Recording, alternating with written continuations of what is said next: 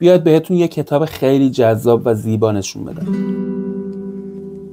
ایشیگورو رو حتما میشناسید، نویسنده رمان بزرگ بازمانده روز که با ترجمه نجف دریابندری میتونید بخونید، نویسنده رمان‌های غول مدفون و کلارا و خورشید با ترجمه خود من امیرمهدی حقیقت. اما یه کتاب جدید در اومده، ترانه هایی که ایشیگورو برای استیسی کنت، خواننده مهم و بسیار خوش صدای جاز آمریکایی نوشته.